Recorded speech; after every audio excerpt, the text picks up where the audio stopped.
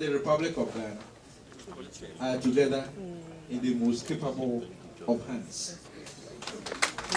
In fact, conducive to the national development of the Republic of Ghana. My brothers and sisters, the President of the Republic of Ghana, John Dramani Mahama.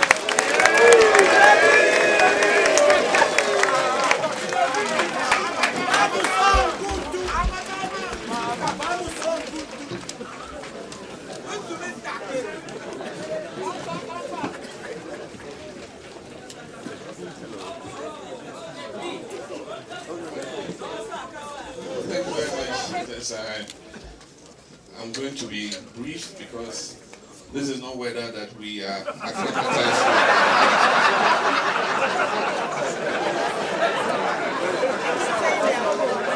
I was sitting at the height of all the time I was whispering to the Foreign Minister.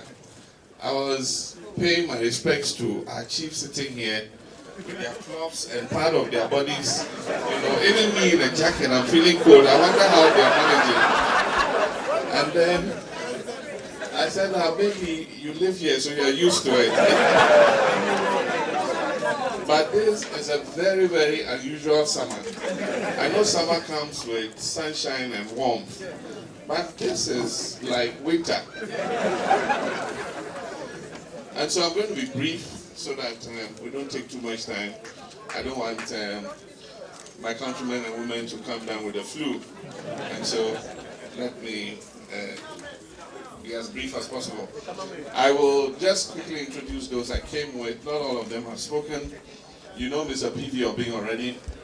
He's a very, very experienced man, you know, and he's been in politics for many years. I've selected him as one of my advisors, and he's doing fantastic work. He's the chairman of the NDPC.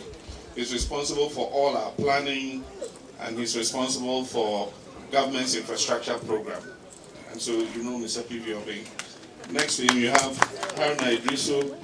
He was a student activist, young, bright chap, and Professor Mills appointed him as Minister of Communications, and he's now our Minister of Trade and Industry. You know Honorable Hannah Tete. She has been a member of Parliament for a very long time, and when we came back into office, she was appointed Minister of Trade and Industry, and she held that portfolio for 4 years, and now she's Minister of Foreign Affairs and Regional Integration. Honorable Setekpe, you will not recognize him when you see him. Very unassuming, very humble, very quiet, but he has the most sleepless nights in this government. Indeed,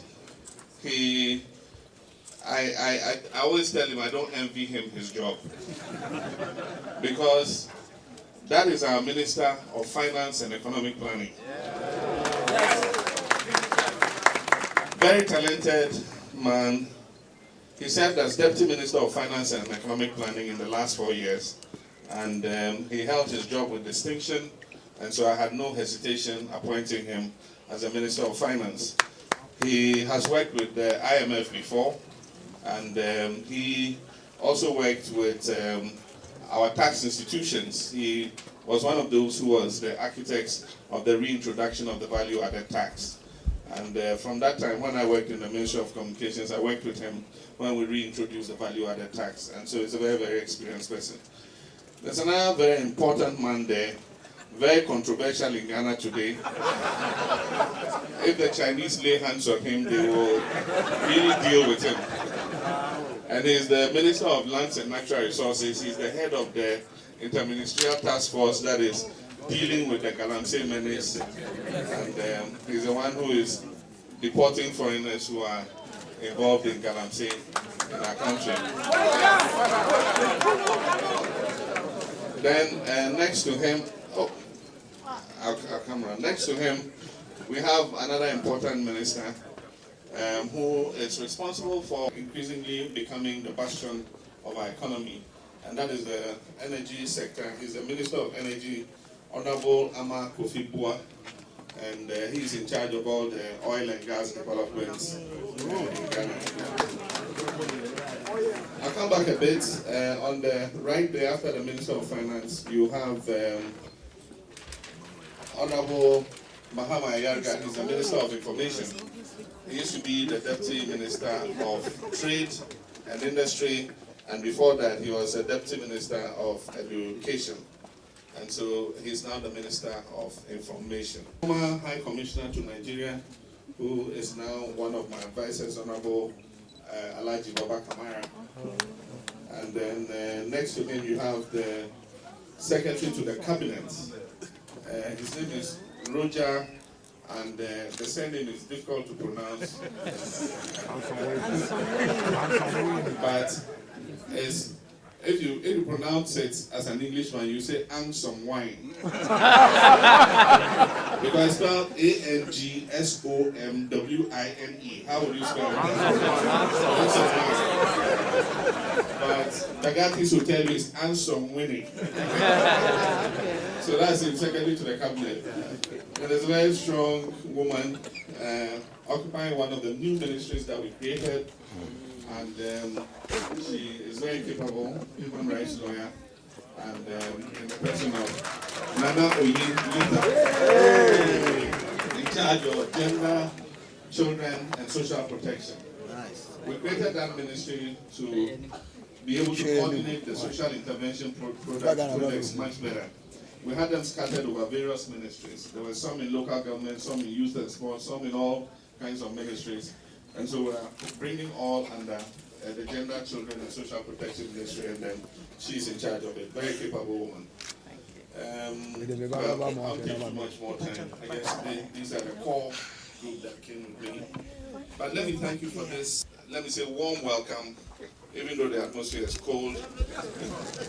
And thank all of you for taking time off your rather busy work schedules to come and honor me with your presence here today. I consider your presence here an honor to me, and I want to thank you for that. We are here at the invitation of the United Kingdom government, and so we arrived here on Wednesday evening and began the program immediately on Thursday.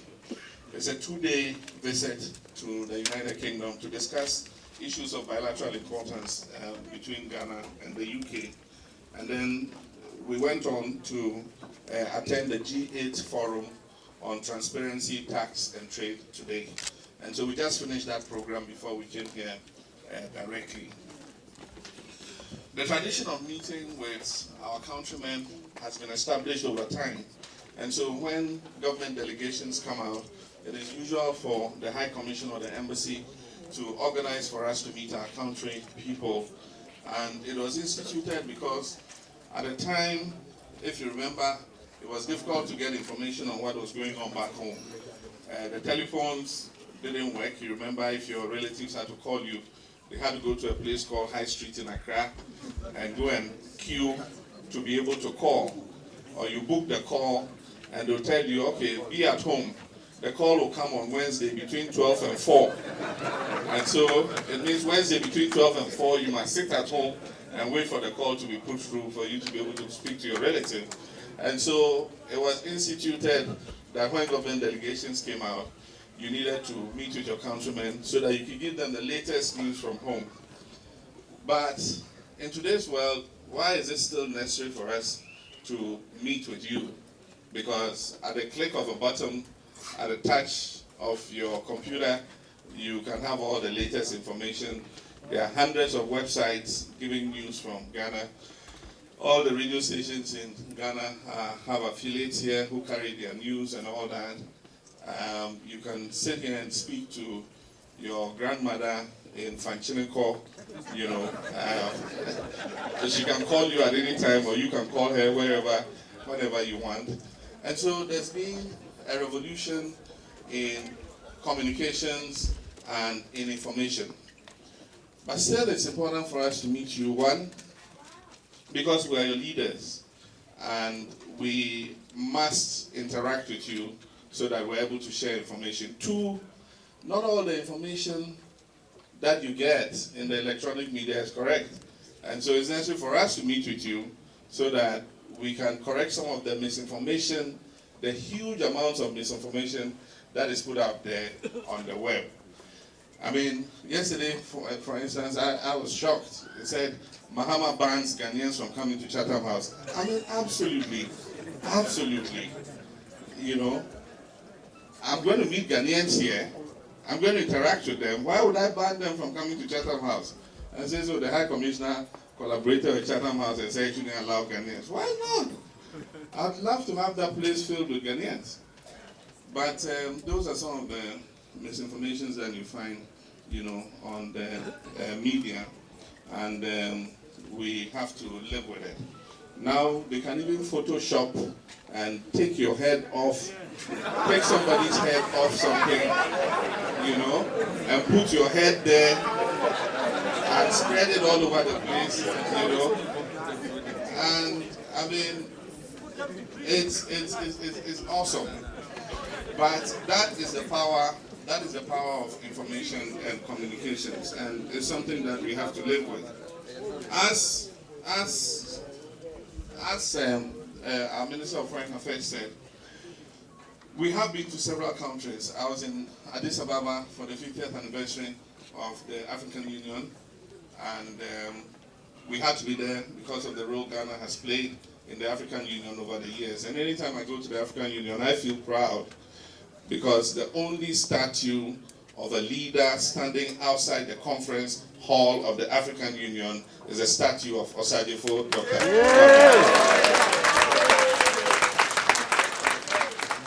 And so we discussed Africa 50 years since 1963, and then we also discussed where we want Africa to be 50 years from now in 2063. And I must say that in 50 years, we have made progress in Africa, and there's a lot of attention being focused on Africa now. And so, as heads of state, we discussed a lot of issues to do with how we can integrate the continent better, how we can allow more trade between ourselves, and so on and so forth. We went on to France, and we met with President Hollande, we met with the French business community, and as I said, France has an intention to erase the language barriers, you know, in Africa, and invest in wherever they can, Anglophone or Francophone. And so there are many French companies that are doing business in Ghana. And as she said, as a result of the civil war in Cote d'Ivoire, a lot of them moved to Ghana, and they're doing good business.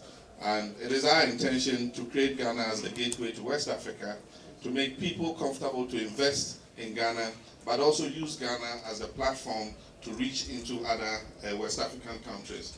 And we're making very good progress at that. From there, we went to Japan, and we attended TICAD.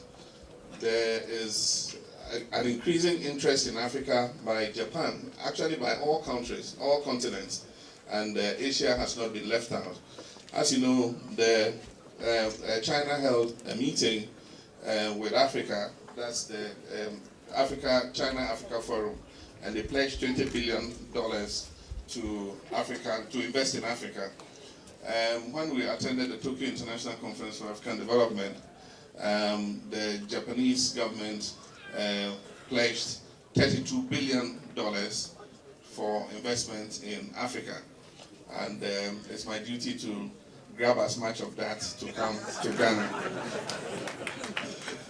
So we're here in UK, and the last 2 days have been very fruitful. We met with Foreign Secretary William Hague, and also met with Prime Minister David Cameron. And we had some quite good discussions. There are key UK companies that have invested in Ghana and that are doing very good business in Ghana. One of them is Tullow, which you know is one of the leading oil companies working in Ghana. And so we discussed issues to do with companies like Tullow, with Longroad that is looking to establish an oil services port, and so many other companies that are looking to put money into Ghana. But everywhere we have gone, everybody has been full of praise for the progress Ghana has made. It looks like everyone appreciates our country except we ourselves.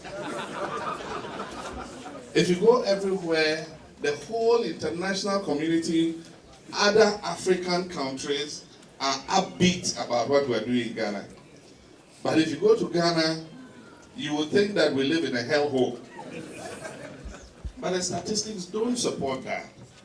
Ghana is making progress. Amen. It doesn't mean we don't have challenges. No, even here there are challenges. And Ghana is still a developing country. It's only 55 years old. Ghana still has challenges, there's no doubt about that. I don't say that everybody goes to bed in Ghana with a full stomach. I don't say that children don't die. I don't say that women are not dying giving birth. But we're making progress in reducing all this. Tomorrow, Sunday, I was supposed to be in Rome to receive an award on behalf of Ghana for being one of the countries that has met the Millennium Development Goal target of reducing hunger before the target date of 2015. We have not only met the target, we have exceeded the target. In 1992, undernourishment in Ghana was 32%. 32% of people were malnourished in 1992. We have reduced that figure to 5% today. 5% of people today are undernourished in Ghana. And that exceeds the Millennium Development Target that was set. So tomorrow, Ghana is one of the countries going to be awarded in Rome. But you see, that's the thing about progress and success. And that's what I was talking about in Chatham House yesterday. Progress happens in little measures every day, and so we fail to notice that we're making progress. Success is the end. When you have reached the end, then you can look back and say, oh, this has been successful. So today we can stand in 2012 and say Ghana has been successful in reducing hunger. But all along the way from 1992, reducing the number of malnourished people, we wouldn't see the day-to-day progress that we have been making. As I stand today, we have overproduced maize by 200,000 metric tons. Wow. And that is because we have introduced projects to improve productivity of farmers. We give them improved seeds. Before the farmers, every year when they plant, they'll keep some and replant. That's what our fathers and mothers were doing. But today you must use special seeds that produce more. And so at the beginning of the farming season, we give the farmers the seeds, we give them the fertilizers, we give them the inputs, and they plant, grow their crops, and then they pay for the inputs after they have harvested. That alone in corn production has increased maize production, and today we have a surplus of 200,000 metric tons. If we don't take it out of the system, it will affect the price, and if the price of maize goes down, the farmers will not get the full benefit of what they've done. And so the World Food Program is buying maize from Ghana to export to Niger for their humanitarian program there. It's a long time since I heard that the fortunes of a government has been measured by the size of kinky. In the past, how well you were doing as a president was measured by how big the kinky was. When was the last time you heard a complaint about the size of kinky? It's no longer the measure for political success because we're making progress in agriculture. Not only that, in 2000, more than 600 women, 670 I think was the figure, out of every 100,000 women died in childbirth. Today that figure has been brought down to 300, more than half. And we're still not satisfied and want to push it. The Millennium Development Target is 187. We have 3 years more to meet that target. It's tough, but I've told our people we can do it. Let's try. And so we're going to push and see if we can meet the 187. But if we don't meet it, let's get as close to 187. But the ideal figure is that no woman should die in childbirth, bringing life to humanity. Why must women die in the natural process of procreating? And so all the Human Development Index figures are looking good. Fewer children are dying. before the age of 5 because vaccination is widespread. HIV prevalence rate was 4.7%. We've managed to bring it down to 1.3%. And so take every single human development index, and it is getting better.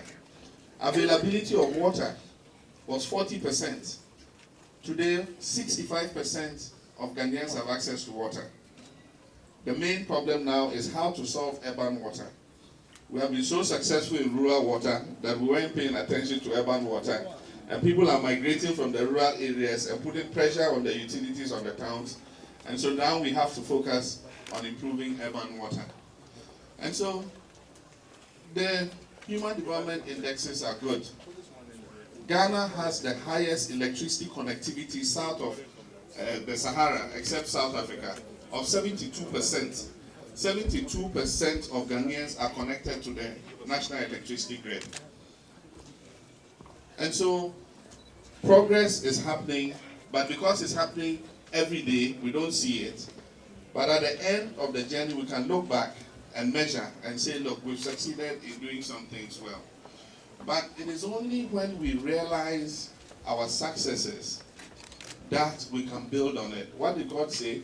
He said, count your blessings one by one and see what God has done for you. And it's only when you see what God has done for you by counting your blessings that He will shower you with more blessings. And so, if you sit and God blesses you and you still complain and you don't appreciate it and you say you are poor and you have not made progress and God, I'm suffering, you are not helping me, and you don't appreciate what He's doing for you, He's not going to give you anything more because you don't appreciate it. And that is the problem we face.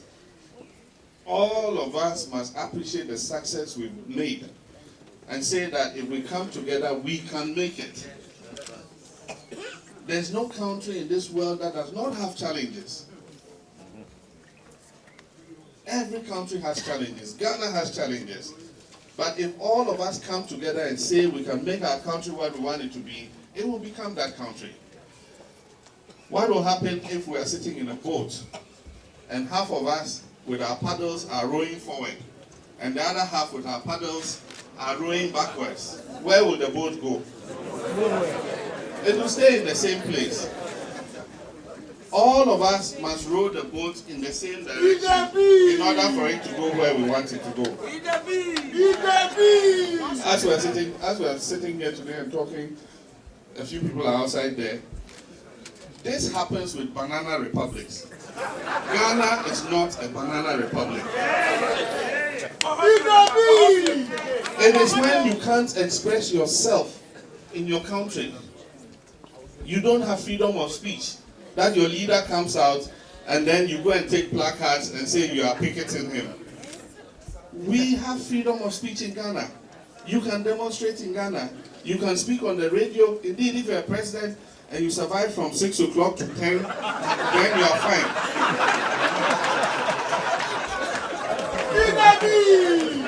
Because all the radio stations from 6 a.m. to 10 a.m. have their political talk shows, and they will abuse you and abuse you. If you survive after 10, you can breathe and concentrate on your work and continue the rest of the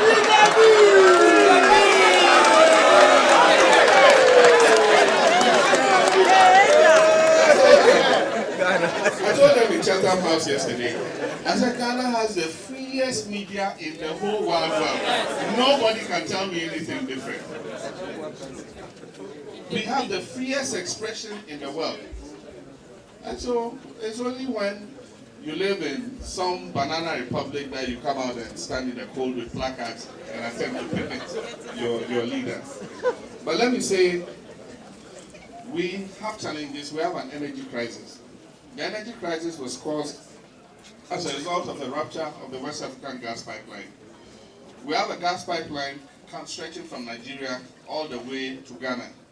And all of us invested in it to bring Nigerian gas to run our thermal plants. Sometime last year in August, a ship's anchor, I don't know where they brought that Ofienipa from. A ship some ship somewhere in Togo. He didn't find anywhere to go and drop his anchor. And then when they were moving, instead of lifting the anchor, they moved the ship, and the ship hooked the West African gas pipeline and broke it. And so all of a sudden, zero gas from Nigeria. We tuned all our thermal plants to run on gas. So 300 megawatts pump immediately out of the system. And so we've been struggling to solve it. We don't have one single liter of gas from Nigeria. And so we had to tune all the machines again to run on light crude. Now, if you take the price of light crude at $100, then the price of gas is $34. And so if you move from $34 to produce a unit of electricity, and then you move to using light crude, it's like moving from 34 to 100. And so suddenly the price of fuel to run those thermal plants has become more expensive. And unfortunately, we haven't adjusted the tariffs. We have to go through a process to be able to do it. And there's an organization called the PRC that does that. So they are doing the stakeholder consultation. And I've been monitoring what's been going on. And most Ghanaians say, look, if we can have stable power, we're prepared to pay. Everywhere in the world, power is not cheap. And you have to pay.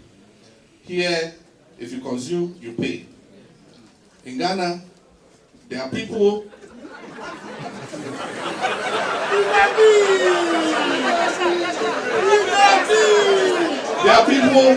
who use electricity free of charge. They call it illegal connection. And so, when some people are stealing the power, and the power is costing a certain amount to produce, then it means that those who are paying pay more. If you take a burden and you share it over more people, then the burden is lighter. But if you share it over fewer people, then the burden is heavier. And so you try to correct it as you are, doing this one. Somebody too is doing another one, and but we'll get the hold of it. What's wicked? You can't be that unpatriotic. There are people who make connections in their houses and they connect the air condition to the power grid, and then the lights they put on the meter. So when you read the meter, consumption is low. But you look at the air condition and the things in the house, why this house should be consuming more than that? And some clever electrician would use his ingenuity to bypass the air conditioners and all that. But it's also because of the economic growth. Our country is growing very fast. We're growing at an average of 8% per annum. And electricity demand is also growing, we estimate, at an average of 6 to 7% per annum. So it means that every year we should put about 200 megawatts into the system if we are to stay ahead of the demand. In the past, in Ghana, if you went to a compound house, you find that only one person had a television. And so in the night, Kweku Papa, I won't fat TV about the So they'll come and put the TV in the compound, and then everybody will gather and watch. And you have to treat Kweku Papa well. Otherwise, the day he's annoyed with the house, he'll bring the TV out. Today, go to a compound house in Ghana and see it. Everybody has a television set. Some have in the bedroom, in the living room, even in the kitchen. The women, when they are cooking, they are watching TV. Before, air condition. Only airport residential and places you see air conditioners. Now go to Newtown.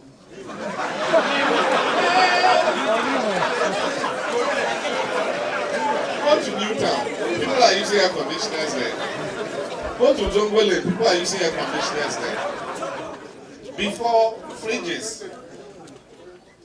When you finish eating, I'm a call AC by me ice water. Today, who goes to who to collect ice water? Everybody has his ice water. So, as the country progresses, people's demand for energy increases. And so we have to put in more energy to meet that demand. And so when I sit and I think and I plan, I'm not thinking of just solving the energy crisis for today. I'm thinking of doing it for the medium and long term. And that is why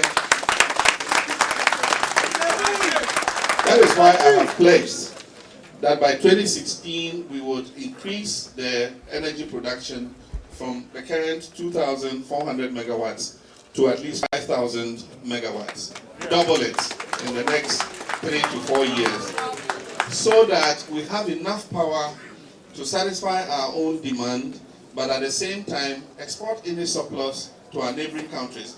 Electricity is an export product, and our transmission system is interconnected with all our neighbors, with Burkina Faso, with Cote d'Ivoire, with Togo, with Benin.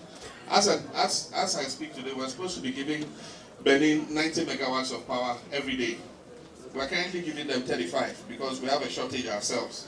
But if we're producing 5,000 megawatts and Benin wants 200 megawatts, we're prepared to sell it to them. After all, they're going to pay for it. And so that is the vision that we have, and we'll be able to achieve it. The other things I could talk about, but we're working on so many things. We're working on restoring the railways. We're working on building a new airport. Kotoka is no longer adequate. If you come to Kotoka between 7 o'clock and 11 in the night, and you see the congestion when the KLMs and the British Airways and all of them arrive, it is worrisome. And so we've set up a task force. We're starting a feasibility. We're advertising an expression of interest to build a new airport because we want to create Ghana as the aviation hub of West Africa. Because Ghana's brand is peace and security. And a lot of people prefer, if they have to transit in West Africa, to transit through Accra.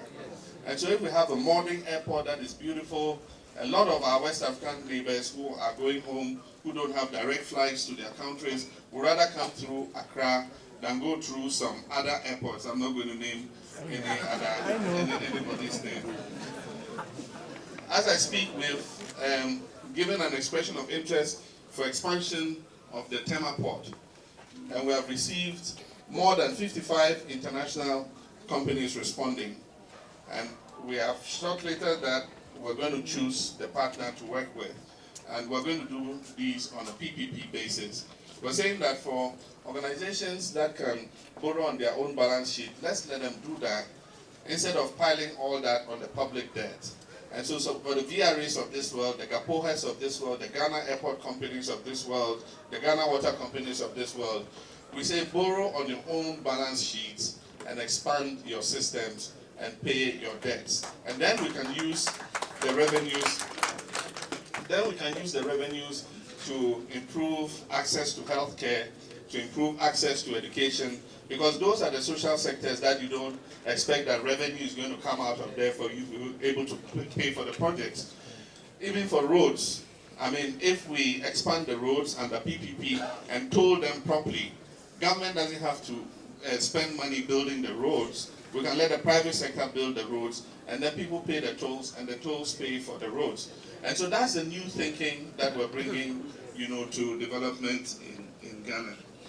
And so things are on track. After the Supreme Court case, I won't talk about it. I swore an oath. All of us are one people. God knows why He put us together in the country called Ghana. And so we must see ourselves first and foremost as Ghanaians. And that if we work together, we can make our country one that we can be proud of. If we make our country one that we can be proud of, then nobody has a divine right to rule Ghana. When I was campaigning, I said, it is God who will choose the leader. I pointed in the sky. Nobody knows where I was pointing. I was pointing because I know that God is the one who will choose the leader for us. And the people spoke. Somebody has a disagreement. We must even thank God we are happy and lucky. It even consolidates our democratic credentials. In some other countries, they'll probably have gone to take guns and start shooting each other. In Ghana, we've gone to the court. So let us wait for what the court says. And when the court pronounces, we all must respect the verdict of the court. And so I want to thank all of you. I want to thank all those who have made Highgate possible. Indeed, we are working on a program to renew the chanceries and the residences of our missions in all the other countries. The Foreign Minister and the Finance Minister have been talking about it. We're getting a facility to build. In some of the countries we have land, and yet we are renting. If you look at the amount of money we pay as rent for properties to house our missions, I mean, if we build our own, we can save that money and use that money to maintain those properties. And so, just as Nkrumah did in his time in acquiring these buildings, we should also add to it. We shouldn't come and sell them. We should keep them in good order. With respect to the proposal for the Community Center Ghana Union, I would suggest that if Ghana Union could organize some fundraising and raise some money, then you could appeal to government to add something to it, and then you do the community center. Otherwise, if government came and built a community center here, then Germany will say, okay, we also want a community center. Netherlands will say, we also want a community center. America will say, we also want a community center. But if you help yourselves, if you do some fundraising, and you come and say, look, we have this money, can government assist us, to top up and do this, then we can do that. Or else, if government pays for it 100%, then it means it will be a government property, and it will be owned by government. God bless all of you. God bless our